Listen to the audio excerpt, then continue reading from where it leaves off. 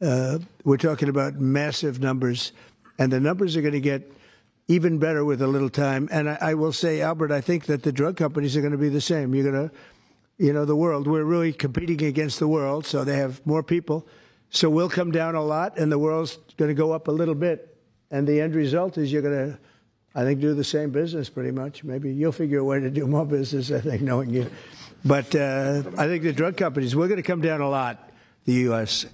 will come down a lot. But the world, many more people, is going to go up a little bit. And it equalized, and it's a great tribute. And I want to thank everybody up here. J.D., thank you for all of your help, too. And Howard, great, really great job. Thank you all very much. Do you have any questions? How about we focus on this? It's so big, let's focus on this. Mr. President, please give us a timeline. Yeah, Mr. President, first of all, this kind of goes along with your America First campaign promises for lowering health care costs. On a day that it seems like we're going into a government shutdown led by Democrats on the premise of providing health benefits to illegals, this seems to your move here is a stark contrast to that.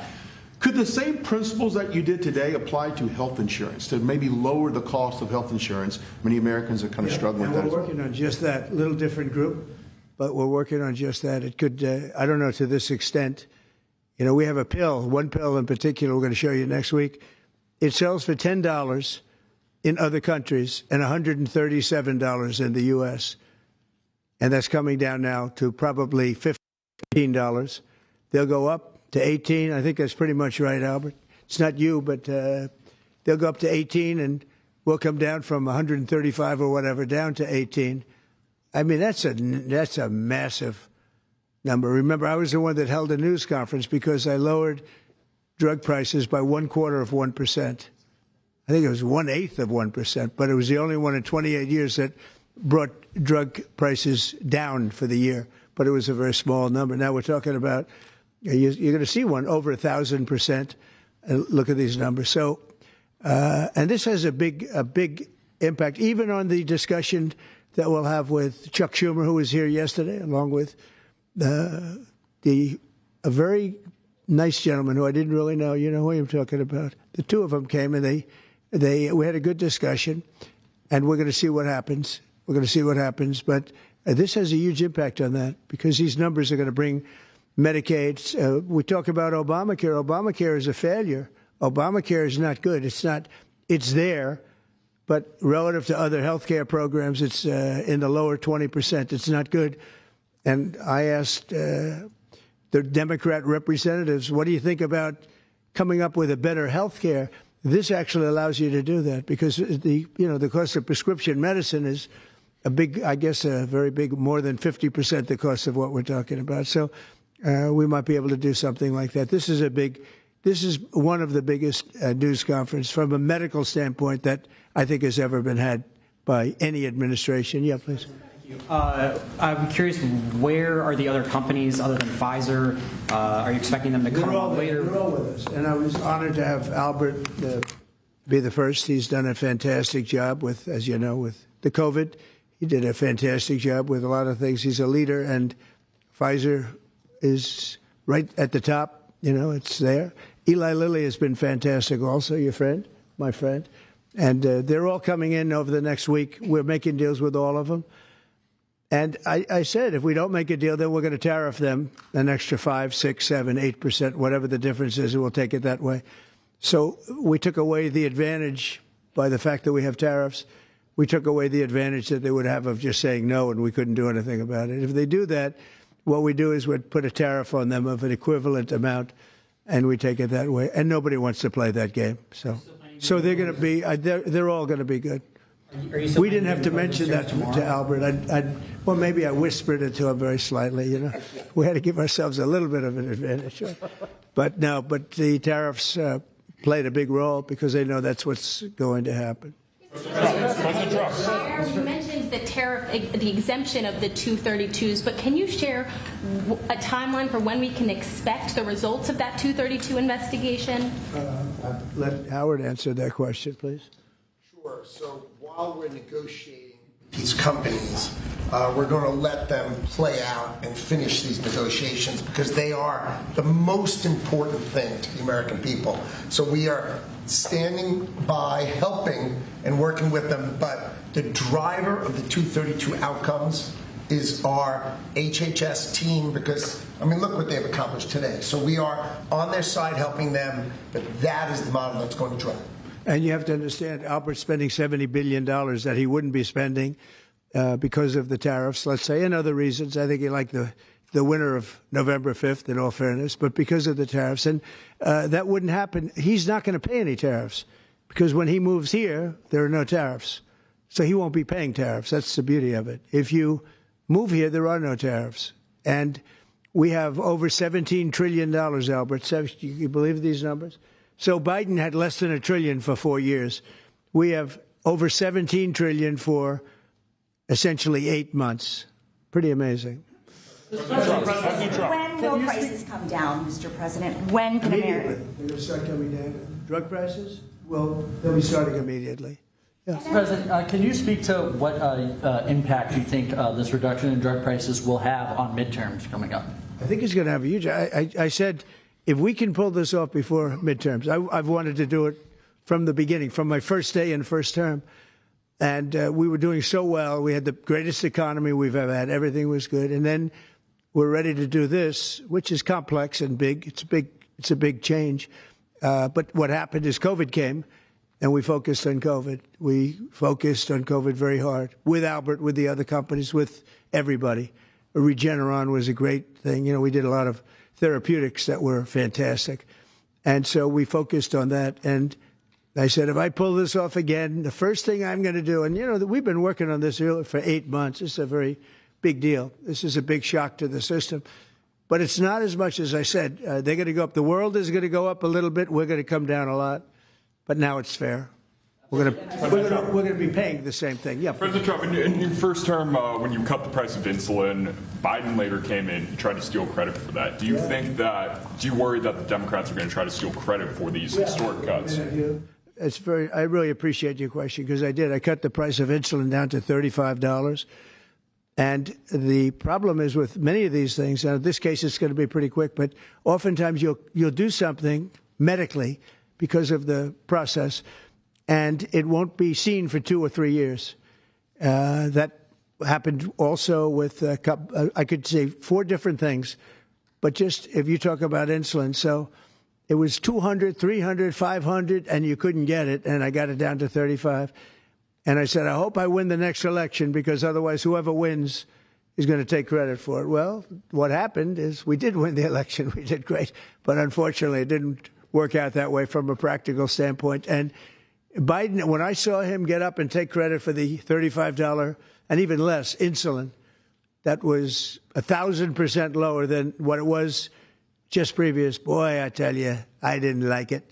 I didn't like it. So I did the best I could to let him know we did it because we want to be given credit. But we are the ones that got insulin down to that number. And you're right. They tried to take credit for it. They had nothing to do. In fact, they didn't even know what happened. All of a sudden, the insulin price kicked in at $35. And they asked Biden about it. He had no idea what the hell they were talking about. But after they explained, and they didn't really explain to him because he was not capable really of understanding it. But when they went out and talked about it, they acted like it was a great feat by Biden. It had nothing to do. And it continues, and we'll get it down even further. But insulin was, people weren't taking it, I would imagine. They couldn't take it. God bless you, Bobby. I hope I didn't catch COVID just there. Don't you have Paxlovid? What is it? He's got Paxlovid.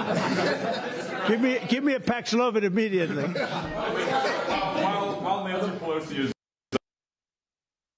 she's going after your administration for cutting taxpayer-funded health care for illegal aliens. Last night, Who's doing that? Nancy Pelosi. She went on NBC last night, dropped a bunch of F-bombs, told Republicans to go F themselves. Has she lost her mind? We have done an unbelievable job medically. Just this, if you did nothing else, we've done a lot like the insulin. But just this, nobody can ever catch this. This is the biggest price reduction times, maybe 10 times, 15 times than has ever been given before. And this is going to have a huge impact. You know, as I said, Obamacare is not a good thing. It's been bad. And I'd like to make it better. I told them, I spoke to a lot of people, a lot of Democrats recently. I said, why don't we change it? We could make Obamacare much better. We could come up with a new system that would be much better, less expensive for the people and better. This is maybe the biggest breakthrough because, you know, when you're talking about the prescription drugs, that's a big part of it. So we're going to look, this is prescription, but we're going to be looking at that. We could come up and through this whole thing, you know, because I don't know, we'll probably have a shutdown because one of the things they want to do is they want to give incredible Medicare, the Cadillac Medicare to illegal immigrants. And what that does is it keeps them coming into our country, and like they do in California. And no country can afford that, no country.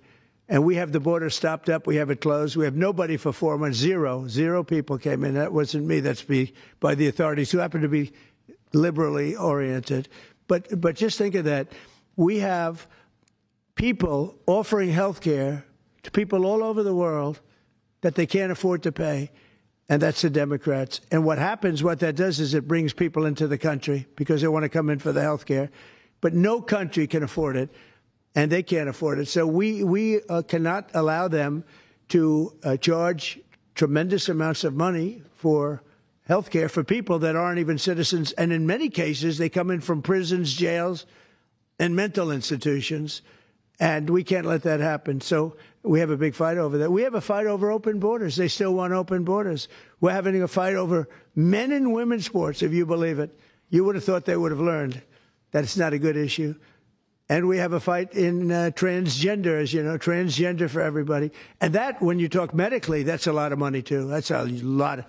Those operations are bad. So those things are also being discussed right now. I mean, can you imagine we're actually talking about open borders, and we now have a great border, and we have a great country. Our country was dead 1 year ago. Now we have the hottest country anywhere in the world. Big difference. Yeah. What does it say about the state of the Democrat Party when they have a 33% favorability rating on average in recent months, and they're willing to shut down the government over health care? They are shutting it down. We're not shutting it down. We don't want it to shut down because we have the greatest period of time ever. I told you, we have $17 trillion being invested, so the last person that wants it shut down is us. Now, with that being said, we can do things during the shutdown that are irreversible, that are bad for them and irreversible by them, like cutting vast numbers of people out, cutting things that they like, cutting programs that they like. And you all know Russell Vought. He's become very popular recently. He trimmed the budget to a level that you couldn't do any other way. So they're taking a risk by having a shutdown because of the shutdown, we can do things medically and other ways, including benefits. We can cut large numbers of people out. We don't want to do that, but we don't want fraud, waste, and abuse. And, you know, we're cutting that.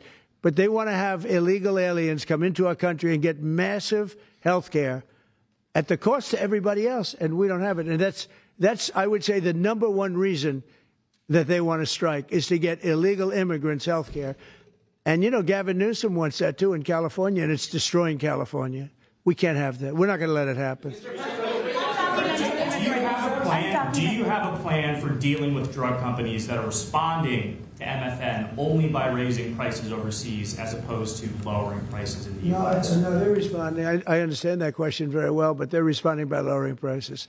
They're helped by lowering prices. You know, there's a price at which they can't sell, and they're helped by lowering prices. In the case of Albert and in the case of Eli Lilly, the fact is our prices are coming down massively. You see, that's just a few of the basics, but they're coming down much more than that with many drugs, and over 1,000%. Think of that, over 1,000% reduction. And we'll show you that next week because we have some of them on the board next week where you have over 1,000% price reduction. No, what's going to happen is you're going to have the market will kick in. This way, the market kicks in. The other way, it was just basically it was just a form of control. You were stifling the market. Yeah. At this point, is a shutdown inevitable? And how would you describe the negotiations with Democrats yesterday? Are more meetings scheduled? So nothing is inevitable, but I would say it's probably likely because they want to give health care to illegal immigrants, which will destroy health care for everybody else in our country. And I didn't see them bend even a little bit when I said we can't do that. Okay? Can I ask a question of Dr. Oz, Administrator Oz? If there is no deal reached on the Obamacare subsidies with the Democrats, is there anything that CMS can do to lower those, or to mitigate the increases of those Obamacare subsidies? Not really, but we have time.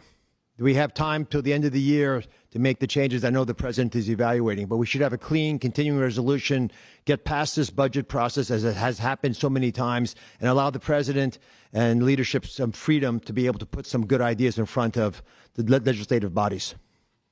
Undocumented immigrants. We actually do have time for that. Not eligible for the health care subsidies that Democrats are demanding. So can you clarify, what are you talking about when you say Democrats want to protect their health care? So when an illegal come into our country illegally, therefore breaking the law, and look, we all have big hearts. I have a bigger heart than you do. They're all breaking the law, and they're coming into our country. And we just, as a country, cannot afford to take care of millions of people who have broken the law coming in. We want them to come into our country, but we want them to come in legally. Now we have a strong border, very strong border, thanks to Christie and Tom Homan and the whole group. They've done an amazing job at the border. I mean, we had a border that was reckless. We had a border that was a disaster. They were coming in by the millions. I say 25 million people. You're saying less, but I say 25 million people came in illegally. And no system can take care of the health care of all of those people that came in. Now, a lot of them have gone out. We have over 11,000 murderers. We got many of them out. Many of those people have been taken out of the country, brought back to where they came from. In some cases, put in prison because they're so dangerous. We don't want to take them out. We have to watch them. We don't want them coming back. But if you look at what's happened in Washington, D.C. right now, it is such a place. I just drove through it. And it's clean and nice and beautiful. And people are walking around and they're not afraid of being mugged. We haven't had murders. We haven't had anything happen in a long time. It took us 12 days to make it very good. It took us 20 days to make it beautiful. And now we're going to Memphis. But I think we should always keep a presence here, because if we don't keep a presence, it's going to come back never like it was, because we got rid of 1,700 career criminals. You know what that is? One career criminal can give you a lousy reputation for danger, because they commit many crimes a day in some cases. But Washington, D.C. is an unbelievable example of what can happen. And now we're going, as you know, to Memphis, which was very similar to Washington, very dangerous. And we're there, and we're working along very well with the governor, the mayor. A lot of these Democrat mayors, you know, what they don't want to have us do well, because if we do well, it makes them look bad, and they shouldn't feel that way. If I were a Democrat and I was a governor or mayor, I'd be calling Trump. I'd say, get your troops over here, just help, because the mayor of Washington is getting a lot of credit for what we did, you know, a lot of credit. But the beauty is, isn't it nice, seriously, you walk down the street, you're not going to be mugged, you're not going to be hit. We had a meeting about 3-4 months ago, and I was saying to the media, how many of you people have been threatened or mugged or accosted during your walk to the White House? And they said, we don't walk to the White House anymore. But the answer was, remember, Brian, almost everybody's, look at this guy. They even attacked this big, strong guy, right? Didn't you get attacked? Did you? But, yeah, just take a look at the other guy, right? What happened to the other guy? I don't know. Those other guys are pretty tough. They're tough with a gun in their hand, right? And, yeah, you were hit pretty hard. But almost everybody was. And now, nobody. Anybody been accosted in the last 3 weeks? If I would have said that 6 months ago, half the hands would have been raised out. No, we have a very safe city now. The country's going to be safe. We're doing one at a time, and we'll be going to Chicago. I told you this, our Union Pacific, head of the railroad. He knows this country very well. Started off as a very low-rung employee of the Union Pacific. He's now chairman. He came to me and he said, sir, save Chicago. It's a great city. It's going down fast. They had 11 people killed over the last couple of weeks. 11 people killed, 48 shot. That's not a city. That's a war zone. There's no city in the world like that. And then we have to listen to this Pritzker get up. I know him well. They threw him out of his business, and the family threw him out of the business because he's a loser. But we have to listen to Pritzker get up. He should call me and say, get the troops in. You ever hear that? 11 people over a week and a half killed. And I think it's 48, when you add it up, 48 people shot. And then I have to listen to a governor say how nice it is. It's a wonderful experience. Now, what is a wonderful experience is D.C. People are eating in the restaurants. They just opened 2 new restaurants, which hasn't worked in years. And we had it pretty good 4 years ago. We were just getting ready to do this, but we did it right. And, you know, we have a big victory in the Supreme Court. It's called merit. And so that includes the military. Our soldiers, did you see what they look like? These guys, they look serious soldiers. They weren't playing games. And they went in there and they did a fantastic job. And Washington, D.C. is now a beautiful, safe city. The restaurants are thriving. The people are walking down the street holding their husband or their boyfriend's hand, and they're not worried about being raped or mugged or shot at. And it's been an amazing thing. And we'll do that in every city. We'll do them sort of one at a time. We'll do a couple at a time. And we have a tremendous force because, as you know, in recruitment numbers, when we put out 2 years ago, when Biden would put out recruitment, nobody would join. Nobody wanted to be in the military. Nobody wanted to be police. It was just announced this morning. You probably saw my speech over with the military, with the generals, admirals. Record numbers of people signing up for the Navy, the Army, Air Force, Marines, Coast Guard, Space Force. I love Space Force. That was my baby. But we have record numbers of people signing up, and that includes police department, fire department. So, you know, it's been an amazing thing. Well, we're going to have another meeting next week on this. We have another great company coming in, similar kind of numbers. But we're going to show you some 1,000% drops in prices. There has never been anything like this in the history of medicine. Yeah. And it's an honor. And Albert, I want to thank you, and I want to thank everybody behind me, because you are a great team. We have a great team. Everybody says you have a great cabinet. It's a great team. So thank you, Bobby. Thank you very much. Thank you, everybody.